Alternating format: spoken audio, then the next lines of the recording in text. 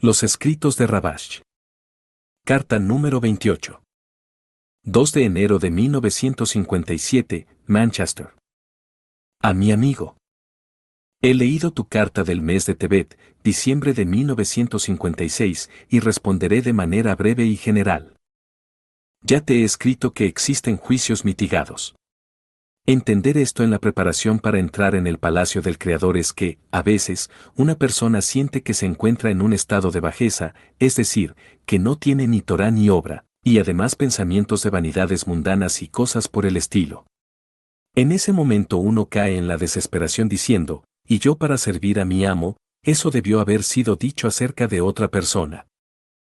Más bien, a personas de altos grados, que han nacido con buenas y rectas cualidades y con una buena mente, y con deseo y anhelo de persistir en el estudio de la Torá, y cuya única ocupación desde su llegada al mundo ha sido que sus mentes y corazones estén solo en la Torá y en la obra.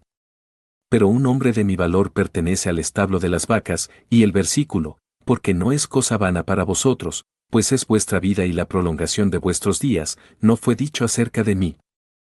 A veces hay mitigación durante el despertar de la bajeza, y una persona ve que, no sabía cuán sumergido estaba en cosas transitorias y en mis asuntos ociosos. No presté atención a ser como se debe ser. Y el salmo que se dice, será glorificado en mí porque me desea, yo también debería decir ese salmo, porque todo Israel tiene parte en el mundo venidero, como él se puso en pie y lo ocultó para los justos en el futuro. Pero ahora que estoy lejos de todo ello, no debo desesperar y solo confiar en el Creador, en que, tú escuchas la oración de toda boca. Toda, significa que, aunque mi boca no sea tan adecuada como debería, las 13 cualidades de misericordia también habrán de despertarse sobre mí. Desde este día en adelante, espero ir avanzando, aunque ya he dicho esto muchas veces y al final he permanecido en mi bajeza, punto. En ese momento él responde que existen mundo, año y alma, y que estos tres deben unirse al mismo tiempo, en el mismo lugar y en el alma conjuntamente. Por esta razón, dice, ahora ciertamente es el momento para que yo salga de todos estos malos estados, y, a quien viene a purificarse se le ayuda, y de inmediato comienza la obra con vigor y fuerza renovados. Incluso durante el proceso no siente sufrimiento por la bajeza, al ver que ha estado en esa bajeza toda su vida. Por el contrario, durante el proceso siente agrado y exaltación, porque ahora la grandeza con la que será recompensado más adelante brilla para él. Esto se considera que la luz circundante brilla para él desde lejos. Es decir, aunque todavía esté lejos del palacio del rey, lo que significa que aún no ha sido recompensado con purificar sus kelim, vasijas, para que sean para el Creador, aún así tiene iluminación de la luz que está destinada a vestirse en él. De ello se desprende que el estado de bajeza no le causa dolor, sino que, por el contrario, le da placer. Esto se considera como mitigación de los juicios, es decir, que esa situación no es tan mala. Es así porque no mira hacia atrás, al pasado, sino hacia adelante, a la luz que está destinado a obtener. De ello se desprende que está adherido al Creador en términos de la luz circundante. Sin embargo, los dos estados mencionados arriba también son difíciles, pues a una persona le resulta complicado juzgarse y examinarse a sí misma respecto de qué estado debe aceptar y seguir. Por lo general, cuando una persona aún no está educada en los caminos del trabajo, es como una sombra. A veces se le muestra desde arriba un estado de desesperación y a veces se le muestra desde arriba una mitigación de la bajeza. Pero, en cualquier caso, si uno no puede elegir por sí mismo qué debe tomar, no debe creer que el estado de desesperación sea la verdad. Más bien, debe decir que todavía no está capacitado en el trabajo, sino que aún se encuentra en la catapulta, es decir, siendo arrojado desde arriba de un estado a otro. Y si la persona cae en el primer estado, llamado desesperación, entonces realmente está muerta. Y a veces una persona se da muerte a sí misma, es decir, va a un lugar donde hay peligro. Esto se llama ponerse en un lugar peligroso. En la mayoría de los casos, el entorno provoca tal estado llamado muerte. Y entonces, los muertos están libres, ya que una persona muerta queda liberada de las mitzvot, mandamientos. Es decir, dice que todas las mitzvot que había asumido de sus maestros fueron inútiles, por lo que no tiene razón para seguirlas. El consejo para esto es solo volver a un entorno de personas vivas, es decir, personas que todavía están cumpliendo las mitzvot que han asumido de sus maestros. Y aunque en ese estado no pueda creer que haya personas vivas en su grupo, sino que le parezca que el mundo se ha oscurecido y que donde quiera que mire solo hay montones de huesos a su alrededor, hay una cosa en la que puede esforzarse y ver si su grupo, aún así, está perseverando en los mandamientos de su maestro. A veces, desde arriba, ni siquiera se le permite ver esto. En ese momento ve ante sí a una persona astuta y no puede engañarse a sí mismo pensando que está caminando por el camino recto y ver que sus obras son tormentos indeseables lo aflige. Esto no ocurre así con el grupo. O bien ellos no ven su situación real, o ni siquiera tienen tiempo de ver su bajeza, por lo que llevan una vida tranquila y están en paz. Pero yo llevo una vida de dolor. En un momento así, a veces una persona anhela disfrutar de vanidades mundanas, pero eso tampoco puede satisfacerla. Y aunque ve que otros sí disfrutan de la vida, ¿por qué fue el sentenciado a no poder satisfacerse como los demás? Camina y ve a la gente yendo de un lado a otro, cada uno a su trabajo, o a su tienda, o a su seminario, y ninguno de ellos parece estar en dolor ni sufrimiento. Al contrario, todos están alegres y contentos. Entonces, ¿por qué no puedo encontrar motivo de satisfacción en el honor y en el sustento? En otras palabras, incluso personas que tienen menos que él no están tan atormentadas por la vida como para decir que no la disfrutan. Pero en cuanto a mí, siento que la vida no tiene sabor, es decir, que todos los placeres corporales no pueden complacerme lo suficiente como para satisfacerme. No estoy diciendo que si los placeres corporales no me dan tanto placer como quiero los abandonaré, pues incluso algo que no vale ni una moneda no se tira afuera. Más bien, la preocupación es que no estoy sintiendo tanto placer como ellos, para estar tan satisfecho como los demás. En verdad, si dibujáramos esto y dijéramos que los placeres corporales contienen un 40% de placer, eso podría ser satisfactorio para personas que se conforman con un 40%. Pero para personas que han probado un sabor espiritual, de quienes podemos decir que han tenido un 60% de placer, les resulta difícil acostumbrarse a vivir con un alimento que contiene solo 40%. Por eso ellos están todos alegres y contentos, mientras él vive una vida de dolor, ya que necesita un 60% de placer. Sin embargo, no desecha el placer, incluso si contiene solo un 1%. Por eso se dice, todo el que es codicioso está enojado. Es decir, aunque reciba tanto placer como los demás, está enojado. Esto es, quiere encontrar la medida del 60% de placer a la que estaba acostumbrado en los sabores espirituales. Pero, en esencia, solo se puede disfrutar de una luz diminuta en la corporalidad, como está escrito en el Santo Zohar, es decir, una cantidad muy limitada de placer. Por lo tanto, incluso cuando muere, es decir, cuando ha perdido el sabor de la vida espiritual, al recordar que está acostumbrado a probar el sabor de un porcentaje más alto del que existe en los placeres corporales, se ve afligido e insatisfecho. Este es el significado de el gusano es tan duro para el muerto como la aguja para la carne viva.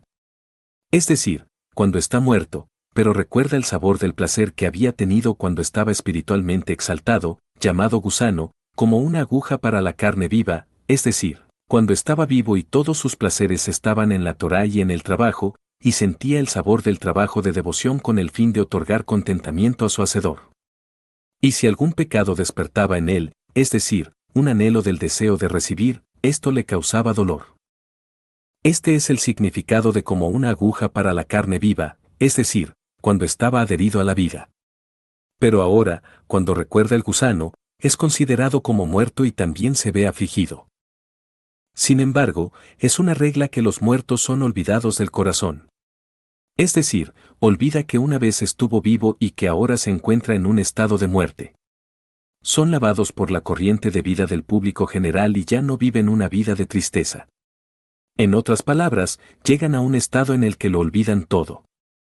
En ese momento llega al estado de los muertos están libres, es decir, queda liberado de todos los mandamientos que había recibido de su maestro y llega a un estado de olvido, olvidando incluso que alguna vez poseyó algún trabajo.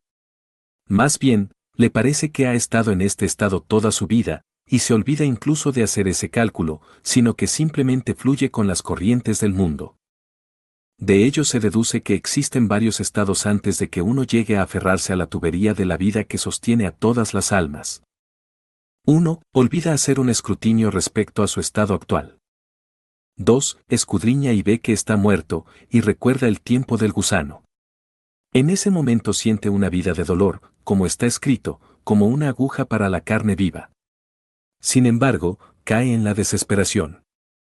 4. Escudriña y ve que está muerto, pero la luz de la confianza brilla para él y se fortalece, decidiendo que de ahora en adelante caminará por los caminos del trabajo como en mitigación. 5. Durante el trabajo, cuando trabaja bajo el mandamiento de la mente y del corazón en la medida de lo posible, como en todo lo que esté a tu alcance hacer con tu mano y con tu fuerza, hazlo. En ese momento siente gusto en estudiar la Kabbalah, aunque no entiende el contenido del asunto espiritual. Aún así, el estudio brilla para él con la luz que hay en él.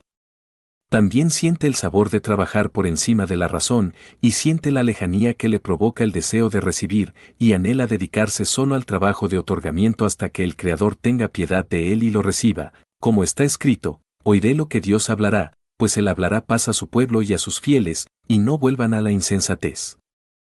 En verdad, debemos comprender una pregunta grave, que se nos haya concedido escuchar las palabras del Dios viviente de la boca del Ari viviente, Baal Sulam, y hayamos visto que nada le estaba oculto, y que cada vez que fuimos merecedores de rendirnos ante Él con nuestros corazones y almas sentimos que estábamos en un aire espiritual, por encima de todas las vanidades de este mundo, como es que hemos permanecido en nuestro estado actual, cada uno según su grado, cuando cada uno de nosotros ¿debería estar en un grado más elevado del que tiene ahora?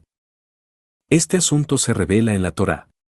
Ya te he explicado el significado de la salida de Israel de las manos del faraón y por qué, si el Creador quería sacar a Israel de Egipto, tenía que contar con el consentimiento del faraón, puesto que él es todopoderoso. Expliqué que el faraón es el cuerpo, y que el cuerpo necesita amar al Señor con todo tu corazón, etc., y que el amor no puede ser forzado. Por esta razón, debemos preguntar, ¿es sabido que el trabajo debe ser por encima de la razón? Entonces, ¿por qué el Creador mostró al faraón las señales? Otra pregunta, ¿he endurecido su corazón para poner estas mis señales dentro de él? Tiene sentido argumentar que él le negó la elección. Es decir, además de que la inclinación en el corazón del hombre es mala desde su juventud, él le añadía continuamente el endurecimiento del corazón, de modo que no tenía manera de elegir el bien y rechazar el mal. En verdad, debemos entenderlo del modo en que Baal Sulam nos enseñó, el fundamento de nuestro trabajo debe ser con el fin de otorgar. Sin embargo, cuando hay una señal, es difícil trabajar lichma, por ella, y lo principal es para poner estas mis señales dentro de él. Es decir, precisamente por encima de la razón es difícil trabajar lichma. Pero lo principal es que donde hay una pregunta de quién, hay lugar para la conexión con estos, y por medio de ambos, Dios se revela allí, ya que estos sin quien no pueden existir, como se explica, en la introducción al libro del Zohar, en el comentario Sulam. Y lo más importante es que aparezcan las letras de la Torá, pues el ignorante no puede ser piadoso, es decir, que precisamente necesitamos a alguien que esté instruido en la Torá. De lo contrario, se considera que quien da su hija a un ignorante es como si la pusiera en la boca de un león. Dicho de otro modo, si es analfabeto en la Torá, es muerte segura. Asimismo, la Torá es llamada la línea media, que contiene ambas cosas juntas, es decir, quien y estos, que juntos componen el nombre Elohim, Dios. De acuerdo con esto, si una persona comienza a entrar en el trabajo por el camino de la verdad y empieza a saborear gusto en el trabajo, entonces es posible fallar con la voluntad de recibir. Es decir, ya tiene una base para dedicarse a la Torá y al trabajo porque lo siente más agradable que todas las vanidades de este mundo. En ese estado ya no necesita fe por encima de la razón, porque la sensación de placer es para él una señal clara de que vale la pena ser servidor del Creador. Pero si no se le da gusto en el trabajo, no podrá continuar con el trabajo, porque es difícil comenzar directamente con un trabajo que esté por encima de la razón. Más bien, uno comienza en lo lichma, no por ella, y luego llega al lichma. El orden es como cuando enseñamos a los niños a caminar, les tomamos de las manos y los guiamos. Cuando comienzan a caminar, los dejamos solos. Al principio se caen, entonces los ayudamos otra vez, y vuelven a caerse. Así es el orden hasta que uno puede caminar sin ayuda. Esto se considera ser capaz de trabajar lichma. Luego, cuando es recompensado con muchas cosas, ya sabe cómo conducirse para estar en el otorgamiento, aunque reciba muchas cosas, porque está instruido en la Torá, es decir, que se dedica constantemente a la Torá, para hacer que todas sus intenciones sean para el Creador. Este es el comienzo del tiempo en que se le revelan los secretos de la Torá, que es la abundancia derramada sobre los servidores del Creador. Con lo anterior entenderemos el asunto del endurecimiento del corazón, que el Creador le había prometido a Moisés. Es decir, después de todos los milagros y prodigios, aun si recibimos varios tipos de gadlut, grandeza barra diagonal madurez, tanto en términos de exaltación como en términos de innovaciones en la Torá, aunque en el acto nos dé una enorme inspiración, hasta el punto de decidir que no hay nadie más fuera de él y que debemos dedicarnos únicamente a servir al Creador. Por lo tanto, no pienses que esto cancelará el espacio para el trabajo en lo que respecta a lo que la persona debe descubrir, pues la persona se anulará de inmediato ante sus maestros y no habrá espacio para la elección, es decir, para aquello que uno debe elegir. En este sentido, el Creador prometió, puedo hacer algo que no puedas comprender, que tal cosa exista en la realidad.